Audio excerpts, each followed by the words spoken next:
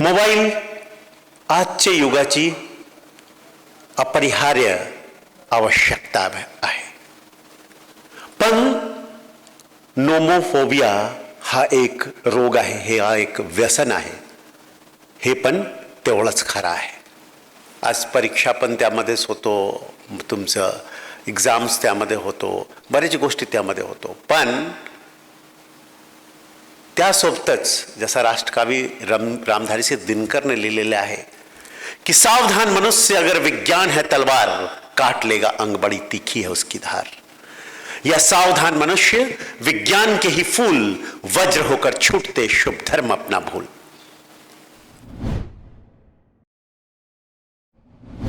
मुझे तो लगता है कि जब मैं छोटा था, 8वीं 10वीं में पढ़ता था, अगर कोई कहता कि मोबाइल फोन होता है तो मैं बोलता ये पागल है क्या. लैंडलाइन तो ठीक है, वो भी बड़ी मुश्किल से सभी घरों में होता नहीं था, ट्रंक कॉल लगते थे. कैसा शक्य है कि कोई फोन लेकर घूमेगा और वहां पे सबका दुनिया के किसी कोने से बातचीत हो जाएगी, वसुधैव कुटुंबकम हो जाएगा. होऊ शकत नाही. पण तो चमत्कार घडत गेला, कारण विज्ञान चमत्कार घडवतात. म्हणजे आमचे सारखे विचारवंत पण याच्या ट्रॅकमध्ये फसतो, याच्या दुष्चक्रमध्ये फसतो. लोक सांगतात सर एक तुम्ही काही टाकतात तर 10,000 लाईक येतात, 5,000 लाईक येतात आणि मला चांगला वाटतो. अरे ते कोण लाईक करतात, कशाला लाईक करतात, त्याच्यामध्ये काय म्हणजे त्याचा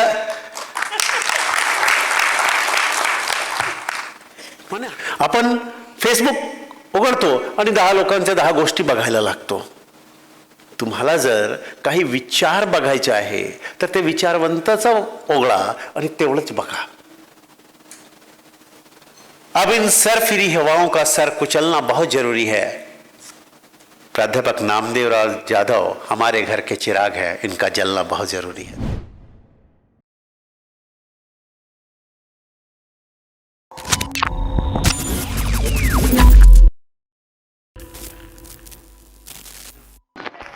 येणारे पुढचे सगळे व्हिडिओ आपल्याला माहित पडावेत यासाठी आपण खाली सबस्क्राइब नावाचं बटन दिलेलं आहे.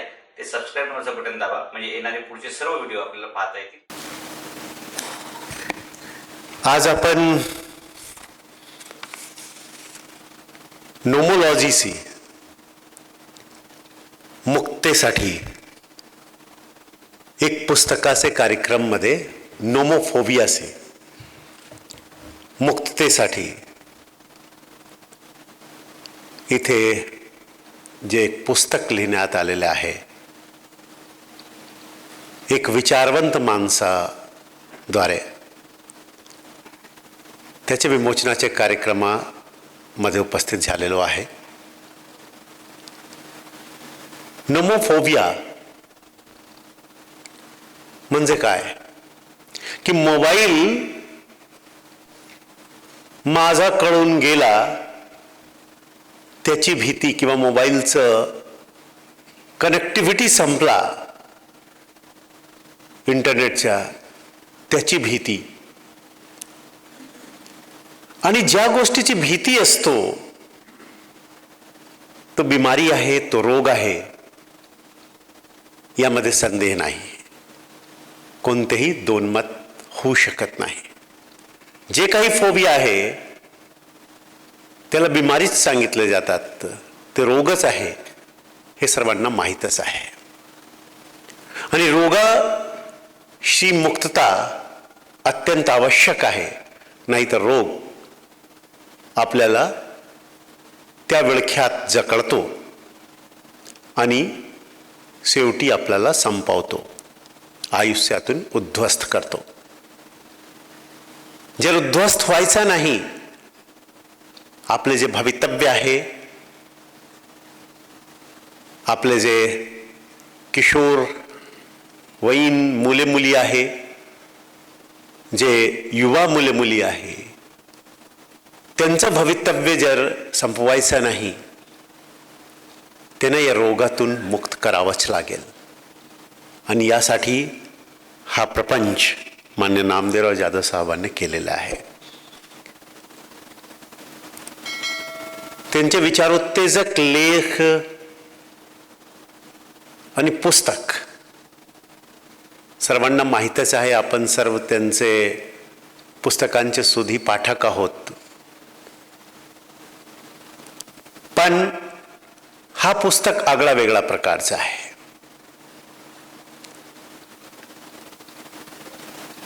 मोबाईल आजच्या युगाची अपरिहार्य आवश्यकता आहे.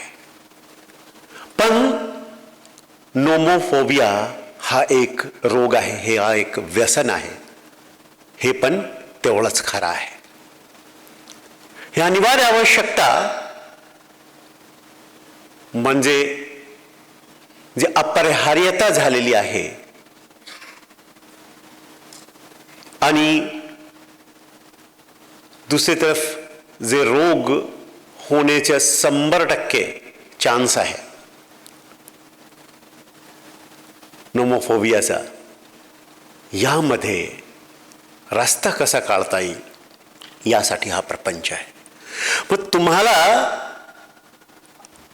असा नाही की मी स्पोर्ट्स पर्सन आहे त्यामुळे मी सांगतोय, समुद्रात पोहताना दुर्घटना होऊ शकतो यामध्ये दोन मत नाही. सायकल चालवताना दुर्घटना होऊ शकतो यामध्ये पण दोन मत नाही. रनिंग फास्ट करताना इंजुरी होऊ शकतो यामध्ये पण दोन मत नाही. पण त्या करताना कसा इंजुरी होऊ शकतो, कोणकोणती गोष्टी अशी आहे ज्यामुळे तुम्ही व्यसनाधीन होऊ शकतात किंवा ज्यामुळे तुमचा ॲक्सिडेंट होऊ शकतो, ज्यामुळे तुमची इजा होऊ शकतो, ज्यामुळे तुमचं भविष्य संपू शकतो, ही गोष्टी समजून घेणे आवश्यक आहे. कवी हरिवंश राय बच्चन ने लिहिलेले होते की पूर्व चलने के बटोही बाट की पहचान कर ले. आता ते आर्टिफिशियल इंटेलिजन्स किंवा जे असा प्रकारचं जे व्यवस्था आहे, आपला मोबाईल फोन या आयपॅड, जरी स्टीव्ह जॉब्स सांगत असेल, जरी तो वापरत नसेल तरी अपरिहार्यताचे आपण नकार देऊ शकत नाही. आज परीक्षा पण त्यामध्येच होतो, तुमचं एक्झाम्स त्यामध्ये होतो, बऱ्याच गोष्टी त्यामध्ये होतो. पण त्यासोबतच जसा राष्ट्रकवी रामधारी सिंह दिनकर ने लिहिलेले आहे कि सावधान मनुष्य अगर विज्ञान है तलवार काट लेगा अंग बड़ी तीखी है उसकी धार. या सावधान मनुष्य विज्ञान के ही फूल वज्र होकर छूटते शुभ धर्म अपना भूल. हा विज्ञान एक चमत्कार आहे. यामध्ये कोण अगेन आम्ही सांगतो, आवर्जून सांगतो की हा चमत्कार आहे विज्ञान. विज्ञान नसता तर फोन पण आला नसता, आता मोबाईल फोन पण आला नसता, ज्याचे आपण कल्पना पण केली नसती. मतलब मुझे तो लगता है कि जब मैं छोटा था, 8वीं 10वीं में पढ़ता था, अगर कोई कहता कि मोबाइल फ़ोन होता है तो मैं बोलता ये पागल है क्या. लैंडलाइन तो ठीक है, वो भी बड़ी मुश्किल से सभी घरों में होता नहीं था, ट्रंक कॉल लगते थे. कैसा शक्य है कि कोई फ़ोन लेकर घूमेगा और वहाँ पे सबका दुनिया के किसी कोने से बातचीत हो जाएगी, वसुधैव कुटुंबकम हो जाएगा. होऊ शकत नाही. पण तो चमत्कार घडत गेला, कारण विज्ञान चमत्कार घडवतात आणि माणसामध्ये, सॅपियन्समध्ये जे निर्णय घेण्याची शक्ती आहे ते एवढी वाढली, त्यांचे इंटेलिजन्स एवढा वाढला की नंतर आर्टिफिशियल इंटेलिजन्स पर डिपेंड होऊ लागले. आणि आता जसा डॉक्टर उज्ज्वल चव्हाणने सांगितले, आता तुम्हाला हॅक होण्याची शक्यता आहे. वैचारिकरित्या असो, सांस्कृतिकरित्या असो किंवा कोणत्याही प्रकारची चुकीची गोष्ट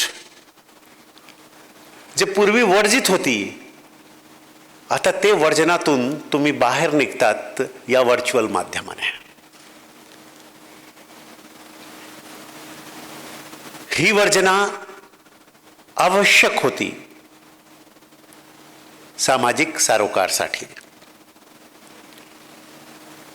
पण हा सूचना प्रौद्योगिकीची क्रांतीमुळे जे विस्फोट झालेला आहे, क्रांतीपर्यंत बरोबर होता, पण हा जो विस्फोट झालेला आहे त्या विस्फोटमध्ये आम्ही सर्व भस्म होतो आहे याचा मला प्रचिती आहे आणि हाच या पुस्तकामध्ये मांडले गेलेले आहे.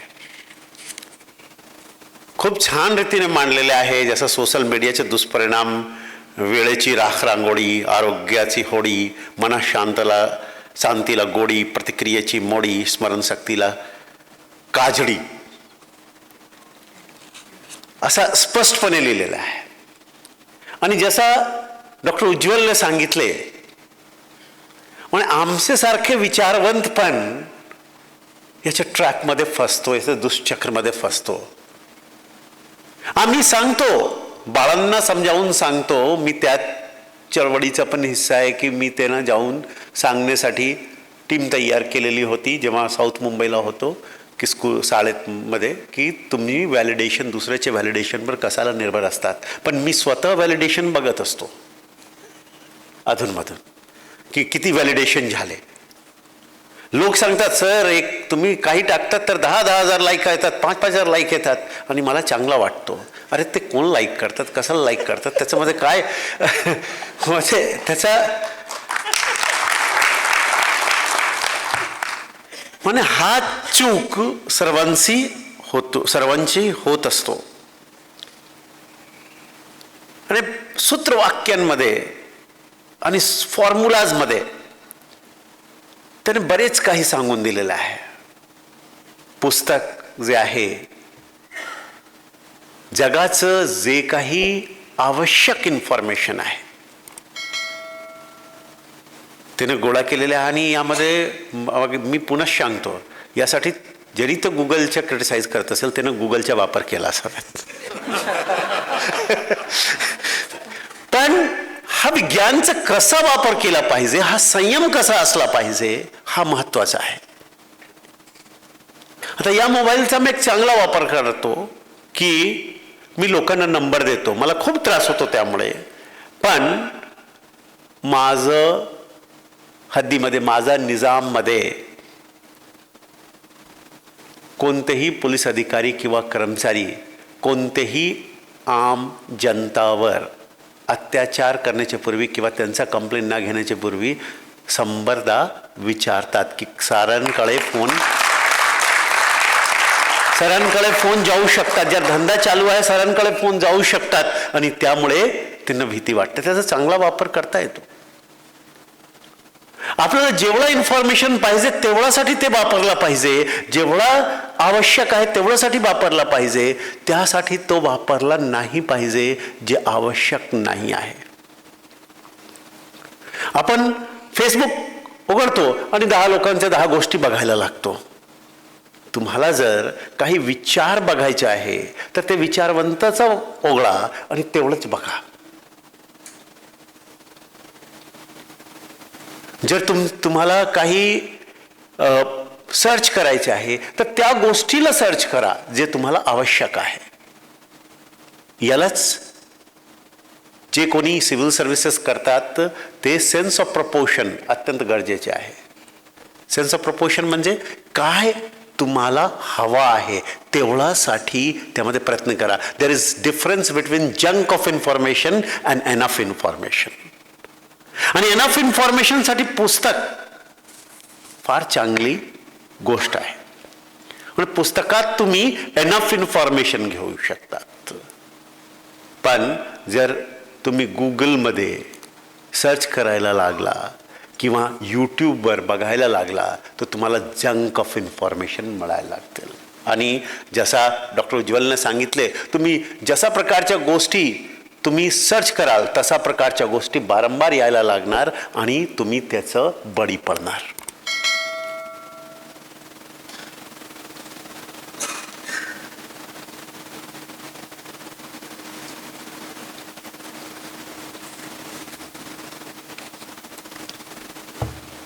पुस्तकाचे फायदे पण याने लिहिलेले आहे की पुस्तकात लाईक नसते, लाईफ असते. पुस्तकात कमेंट नसते, कमिटमेंट असते. आणि पुस्तकात शेअर नसते, सर्वस्व असते. खूप छान छान विचार त्याने इथे लिहिलेले आहे की मोबाईलवरील आनंद अजिबात अवलंबून नसतो. आनंद खालील 5 गोष्टीवर अवलंबून असतो. पॉझिटिव्ह इमोशन, चांगली भावना, प्लेजर, आनंद, अचीवमेंट, प्राप्ती, रिलेशनशिप, परस्पर संबंध, एंगेजमेंट, कामातील व्यस्तता अँड मीनिंग, ध्येयपूर्ण जीवन. जर या मोबाईलमुळे, या व्यसनधीनतामुळे, या नोमोफोबियामुळे तुमचा खरा आनंद तुमच्याकडून हिसकावून घेतला जातो आहे, तर ते सोडून दिला पाहिजे. काही दिवसासाठी डिटॉक्समध्ये जायला पाहिजे. त्याने जसं सांगितलं, मोबाईल यांना देऊन जायला पाहिजे आणि नंतर जेव्हा आवश्यक असेल तेव्हा पुन्हा मोबाईल घेतला पाहिजे.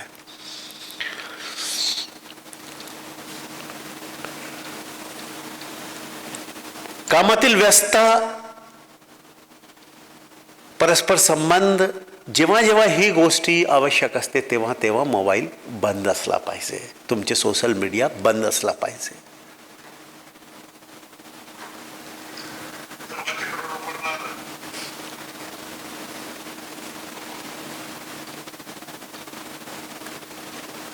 ह्या व्हर्च्युअल वर्ल्ड रिअल वर्ल्ड होऊ शकत नाही. Virtual world is virtual world and real world is real world. पूर्वी काळात आपण मूवी बघत असायचो, सिनेमा बघत असायचो आणि सिनेमामध्ये जसा दिसत होता गुंडे को मार रहा तो हमको लगता था हम ही मार रहे हैं, बहुत खुश होते थे. तसाच परिस्थिती इथे निर्माण होते. पबजी असो की काय गेम असो की काय खेळ असो, त्याच्याशी तुम्ही काही या संसारात जिथे प्रॅक्टिकल आहे. तथागत गौतम बुद्धांनी सांगितले होते की फुक्कटची ईश्वर आणि धर्मची चर्चा करण्याच्याऐवजी आपण मानवीय जीवनाचं सुंदर पुनर्निर्माण कसा करू शकतो, ते सुव्यवस्थित कसा करू शकतो याचा विचार केला पाहिजे. हा व्हर्च्युअल वर्ल्ड तो करू देत नाही. व्हर्च्युअल वर्ल्डचा सुंदर वापर करा. तो गुगल बाबा आहे, पण तो बाबा सर्व काही गोष्टी सांगतो, वाईट घाण सर्व काही. तुम्हाला त्यापैकी जे चांगले आहे तेवढेच सर्च करा, तेवढे शोधा आणि त्यानंतर न इधर देखो ना उधर देखो. चौराहे आएंगे, चौरास्ते येणार, पण तुम्हाला सरळ जायचे आहे.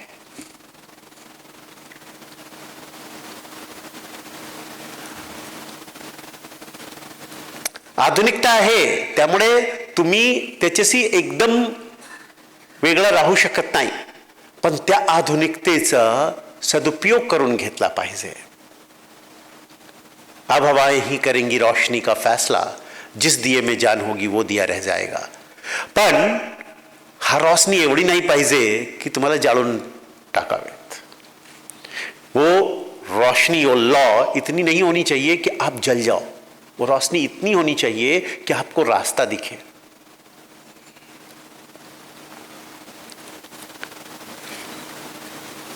पुस्तक अत्यंत उपयोगी आहे.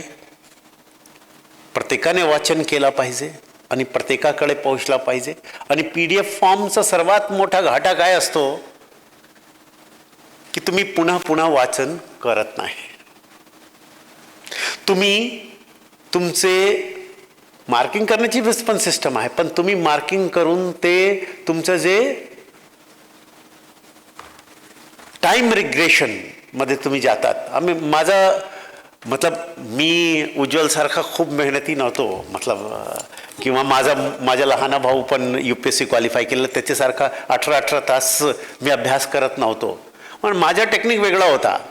पुस्तक वाचायचो, नोट्स स्वतः लिहायचो आणि नोट्स पण बारंबार वाचायचे नाही. एकदा वाचलं आणि आँख बंद किया और ध्यान करने का, तो टाइम रिग्रेशन में मैं चला जाता था. अच्छा, उसमें ये लिखा था, इसमें ये लिखा था, ये लिखा था, ये लिखा था, ये लिखा था. तो मेरा रिवीजन 5 मिनट में हो जाता था. जो 2 घंटे लगने हैं वो 5 मिनट में होता था.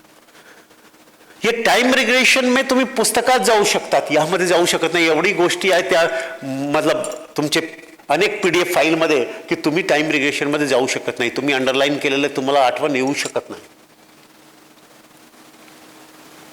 त्यामुळे जे मुले पुस्तकाला घाण करतात, पेन्सिलीने खूप डाग करतात, ते मुले जास्त चांगला करणार. तुम्ही लोगों को वाटत असेल कि किस लिए वो गंदा कर रहा है, पर गंदा करने वाला गंदा नहीं होता, गंदा करने वाला आगे बढ़ने वाला होता है. पुस्तक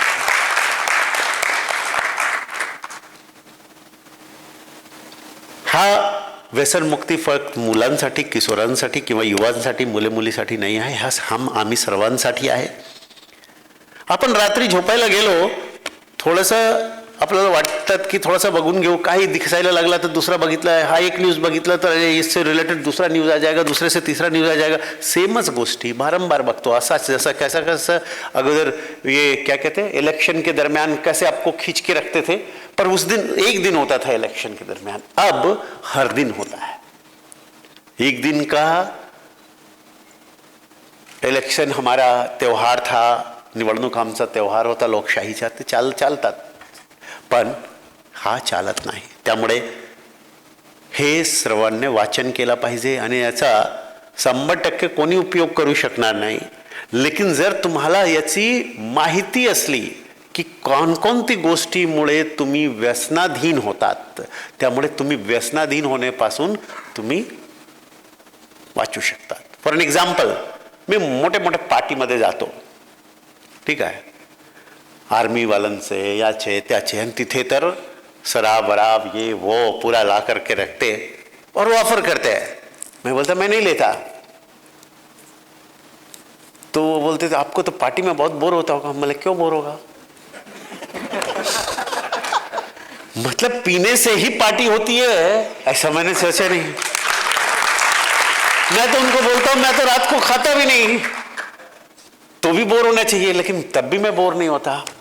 तो बोर कुछ नहीं होता. आपको पता है ना कि रात को खाएंगे और रात को आपने पिया, तो ये दोनों चीजों के कारण आपका हेल्थ खराब होने वाला है. तो आप उस व्यसनाधीन मत हो. आप फिर भी पार्टी एंजॉय कर सकते हो, बातें कर सकते हो लोगों से. You can still talk to them, you can still dance on the floor. So मी यांच्या हे म्हणजे यांनी हा विचारात आणला आणि त्याच्यामध्ये मी माझ्याकडे आलेले होते ते ट्रिगरिंग पॉइंट होते, हे पण महत्त्वाचं आहे. ठीक आहे त्यांचं. आणि डॉक्टर तुंगार त्या ट्रिगरिंग पॉइंटला दिशा देणारे होते. आणि पण दिशा देणारे ट्रिगरिंग पॉइंट काही काम करत नाही. जे विचार करून ते तयार करतात, ज्यांची समज तयार होते या मुद्द्यावर, हा महत्त्वाचा आहे. आणि ते जे ते सांगतात ते टेक्निकली म्हणे या गोष्टीवर जास्त हे नव्हते त्यांचे. आणि आता पण बोलते की त्याचं नाव काय आहे ते जास्त मला लक्षात राहत नाही, पण एवढा छान अध्ययन करून एवढा सूत्रवाक्यांमध्ये गागरमध्ये सागर भरून आणलेले आहे, ते आपण सर्वांनी वाचन करावा आणि लोकांना पण द्यावा. लायब्ररी वगैरे आहे तिथे हे विकून द्यावा, कारण हा अत्यंत चांगली पुस्तक आहे. यामध्ये मी याच्यासाठी मी पूर्णपणे सहमत आहे. मैं इतना ही कहूँगा कि छत्रपति शिवाजी के सही मावड़े हो, आप विचारों को आगे लेकर चल रहे हो और ये विचार ही इस देश को बचा सकते. मैंने उस दिन भी कहा था, आज भी कहूँगा.